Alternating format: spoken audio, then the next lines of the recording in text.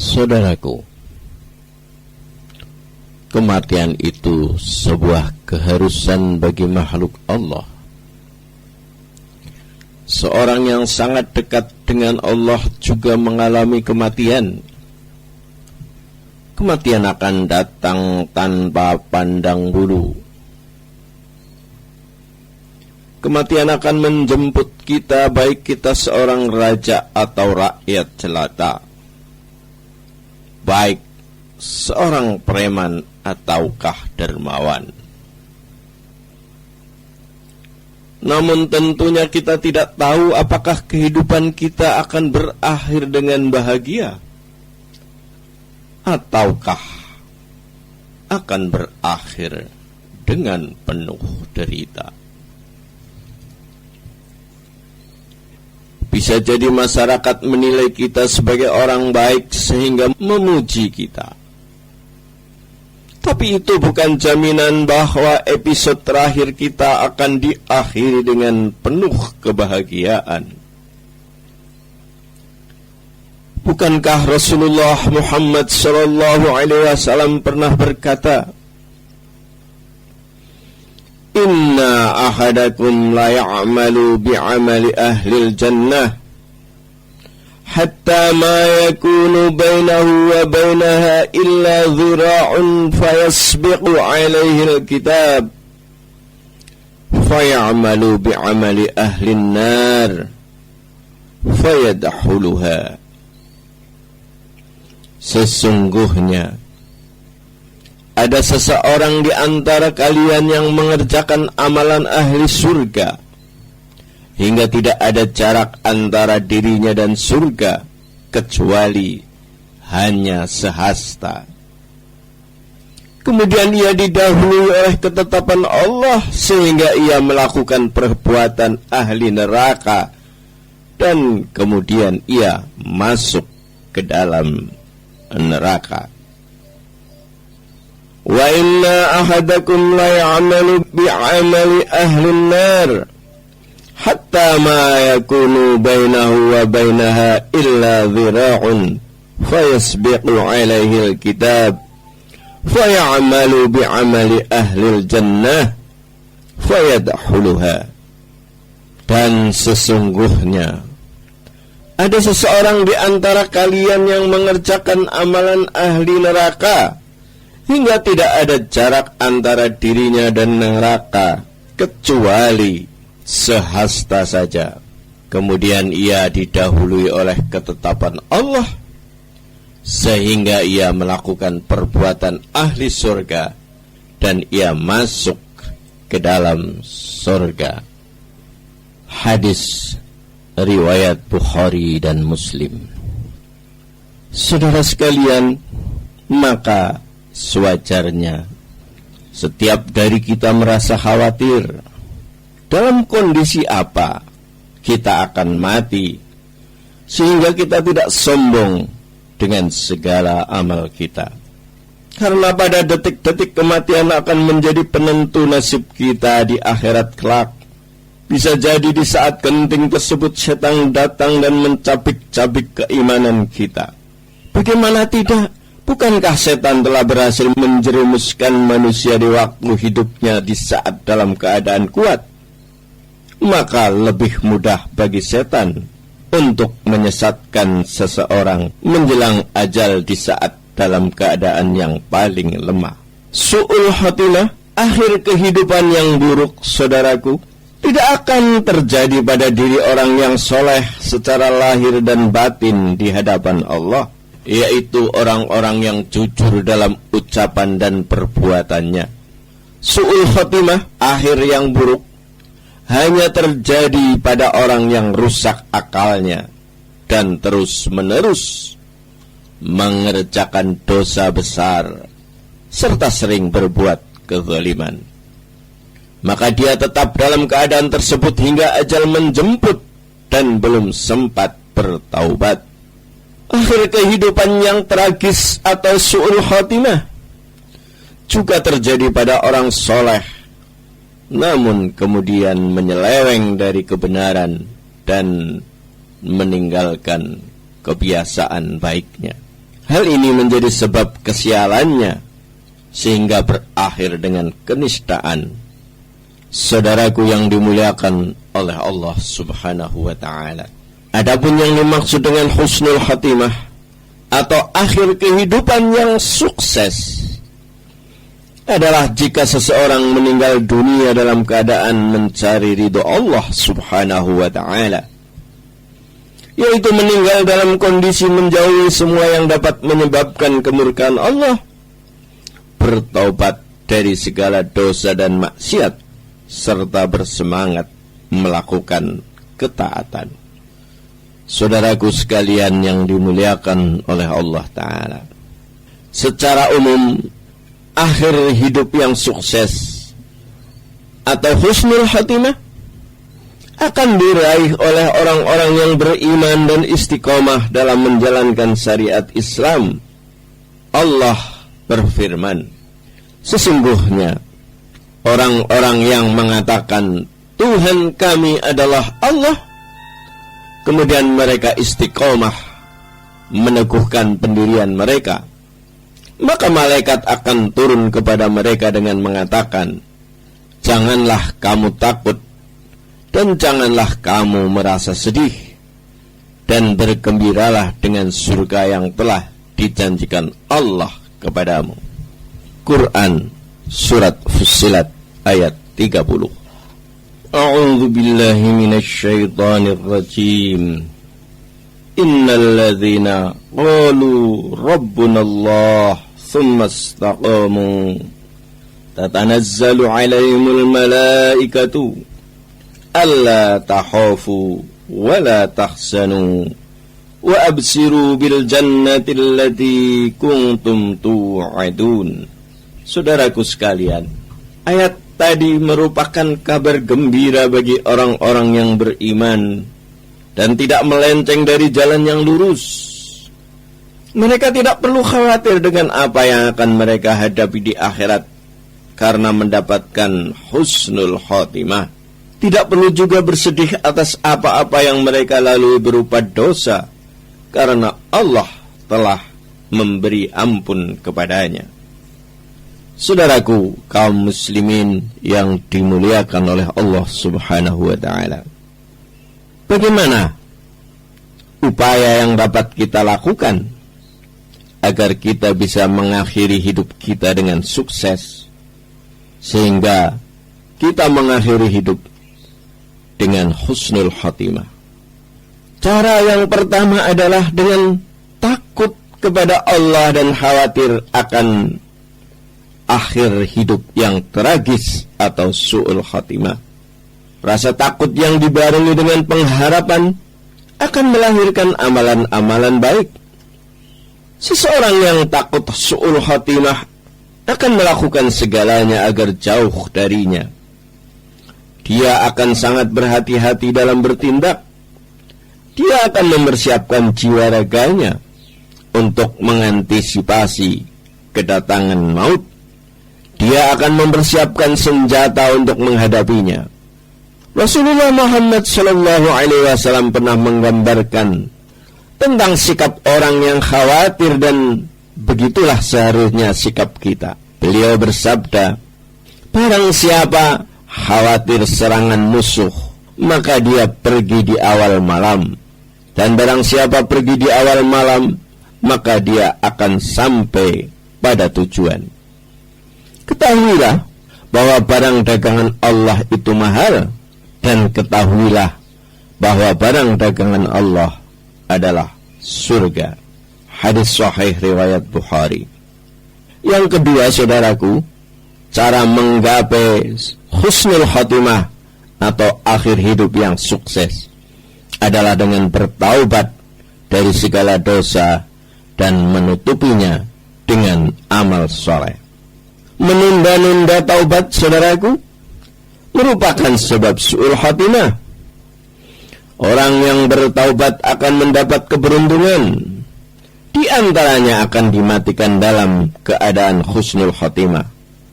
Sebab itu Allah berfirman, bertaubatlah kalian kepada Allah, wahai orang-orang yang beriman, agar kalian beruntung. A'udzu billahi minasy syaithanir rajim. Wa tubu ilallahi jami'a ayyuhal mu'minun la'allakum tuflihun. Yang ketiga, saudaraku sekalian, cara meraih husnul khatimah adalah dengan cara banyak memohon kepada Allah agar mendapat husnul khatimah dan menampakkan ketergantungan hidupnya hanya kepada Allah Ta'ala. Saudaraku sekalian, hati manusia itu berada di antara dua jari jemari Allah. Allah lah yang membolak-balikan hati manusia sesuai kehendaknya. Maka Nabi banyak berdoa, Ya muqallibal qulub, tsabbit qalbi ala dinik. Wahai zat yang membolak-balikan hati, teguhkan hatiku di atas agamamu. Dan kita pun mestinya banyak berdoa mohon kepada Allah dengan doa yang sama. Cara yang keempat, saudaraku, kita tidak banyak berangan-angan. Banyak berangan-angan membuat seseorang akan menyia-nyiakan waktu dan sedikit beramal. Berapa banyak orang berkata, aku akan melakukan ini dan itu besok saja. Namun pada akhirnya tidak melakukan apapun hingga lusa atau seminggu setelahnya. Maka benarlah apa yang dikatakan oleh Ibnu Umar tatkala ia berujar, jika engkau berada di waktu sore, janganlah menunggu datangnya waktu pagi. Dan jika engkau berada pada waktu pagi, janganlah menunggu datangnya waktu sore. Pergunakanlah waktu sehatmu sebelum datang sakitmu, dan pergunakanlah hidupmu sebelum datang matimu. Saudaraku sekalian, cara yang kelima adalah kita membenci terhadap segala jenis maksiat serta berusaha sekuat mungkin untuk menjauhinya. Sudah sepantasnya, saudaraku, seorang muslim membenci segala sesuatu yang diharamkan oleh Allah Ta'ala dan Rasulnya. Karena manusia jika terus-menerus bermaksiat, dikhawatirkan mati dalam keadaan bermaksiat, lalu dibangkitkan pada kondisi itu. Sebagaimana sebuah hadis menyatakan, Man mata ala sayin ba'athahullah alaih. Barang siapa mati di atas sesuatu, maka Allah akan membangkitkannya di atas sesuatu itu.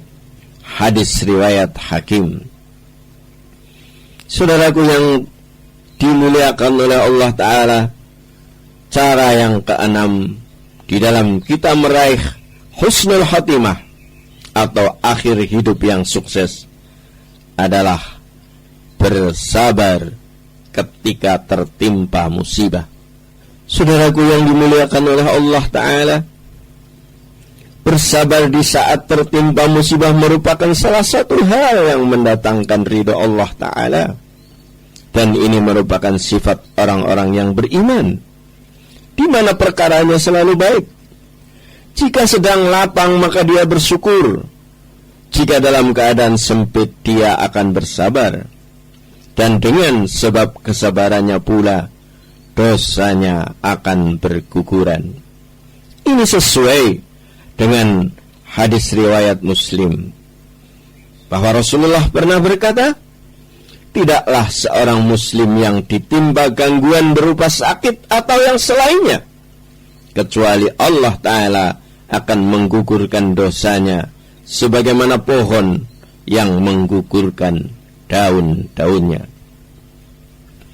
Saudaraku kaum muslimin yang dimuliakan oleh Allah Subhanahu wa Ta'ala, seperti apakah tanda-tanda akhir hidup yang sukses atau husnul khatimah? Tanda husnul khatimah itu sangat banyak. Berikut ini ada beberapa tanda yang bisa kita identifikasikan. Tanda husnul khotimah adalah tatkala seseorang meninggal dalam keadaan sedang beramal soleh. Orang yang meninggal dunia di saat beramal soleh menandakan bahwa ia dalam husnul khotimah. Nabi bersabda tentang keutamaan orang tersebut, barang siapa yang mengucapkan la ilaha illallah karena mengharap wajah Allah, kemudian amalnya ditutup dengannya, maka ia akan masuk surga. Barang siapa berpuasa karena mengharap wajah Allah, kemudian amalnya diakhiri dengannya, maka ia akan masuk ke dalam surga. Barang siapa bersedekah, kemudian itu menjadi amalan terakhirnya, maka ia masuk surga. Maka marilah, saudaraku yang berbahagia, jangan pernah terputus sesaat pun dalam kita beramal soleh, baik amal yang sifatnya batini, lisan, maupun perbuatan badan kita. Jangan lewatkan waktu kita sia-sia begitu saja. Tanda husnul khotimah yang kedua, saudaraku, adalah tatkala seseorang meninggal dengan kening berkeringat. Suatu ketika Buraidah bin Al-Hasib hendak menjenguk saudaranya yang sakit. Ternyata dia sudah meninggal dalam keadaan keningnya berkeringat. Maka Buraidah bin Al-Hasib bertakbir, lalu menukil salah satu sabda Rasulullah, kematian seorang mukmin dengan keringat di kening. Hadis riwayat Ahmad, Nasai, dan Al-Bazzar. Tanda husnul khotimah yang ketiga adalah bahwa seseorang meninggal pada malam Jumat atau pada siang hari Jumat. Rasulullah SAW bersabda, tidaklah seorang muslim meninggal pada hari Jumat atau malam Jumat, melainkan Allah akan menjaganya dari fitnah siksa kubur. Hadis riwayat Ahmad dan Tirmidzi. Tanda husnul khotimah yang keempat, saudaraku, tatkala seseorang gugur di medan jihad, meninggal saat menempuh perjalanan untuk peperangan di jalan Allah, meninggal karena tertimpa sakit pes atau sakit perut, meninggal karena tenggelam atau tertimpa reruntuhan. Dalilnya adalah hadis riwayat Imam Muslim bahwa Rasulullah Shallallahu Alaihi Wasallam pernah bersabda, siapa orang yang syahid menurut kalian? Maka sahabat menjawab, orang yang terbunuh di jalan Allah, maka ia syahid. Rasulullah bersabda, kalau begitu, orang yang mati syahid dari umatku sedikit. Para sahabat bertanya, kalau begitu siapa wahai Rasulullah? Maka beliau menjawab, orang yang terbunuh di jalan Allah, ia syahid. Orang yang mati di jalan Allah, maka ia syahid. Orang yang mati karena sakit ta'un atau pes, maka ia syahid. Barang siapa yang mati karena sakit perut, maka ia syahid. Dan orang yang mati tenggelam adalah syahid. Beliau Muhammad Rasulullah Sallallahu Alaihi Wasallam bersabda, orang yang mati syahid ada 5, yaitu orang yang mati karena penyakit taun, karena sakit perut, orang yang tenggelam, orang yang terkena reruntuhan, dan orang yang syahid di jalan Allah. Muttafaqun alaih.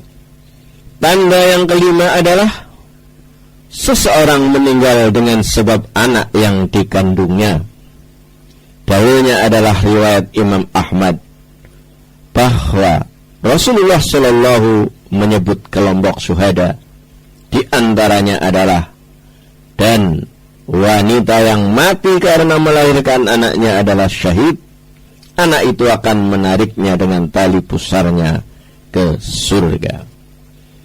Dan di antara tanda yang lain dari husnul khotimah adalah tatkala seseorang meninggal karena membela hartanya, membela jiwanya, membela agamanya, dan membela keluarganya. Hal ini didasarkan pada sebuah hadis sahih. Barang siapa yang terbunuh karena membela hartanya, maka ia syahid. Barang siapa yang terbunuh karena membela darah jiwanya, maka dia syahid. Barang siapa yang terbunuh karena membela agamanya, maka ia syahid. Barang siapa yang terbunuh karena membela keluarganya, maka dia syahid. Hadis riwayat Ahmad dan Ibnu Hibban. Saudaraku kaum muslimin yang dimuliakan oleh Allah Subhanahu wa ta'ala, diharapkan kita dapat menemui tanda-tanda yang disebutkan tadi, karena merupakan pertanda baik bagi seseorang saat meninggal. Namun jika salah satu tanda itu tidak ditemukan pada mayit, bukan berarti orang tersebut meninggal dalam kondisi yang tidak baik. Demikianlah, mudah-mudahan kita tetap istiqomah sehingga akhir hidup kita husnul khatimah. Maka marilah kita perbanyak doa. Ya muqallibal qulub, tsabbit qalbi ala dinik. Demikianlah, subhanakallahumma wa bihamdik, asyhadu an la ilaha illa anta, astaghfiruka wa atubu ilaik.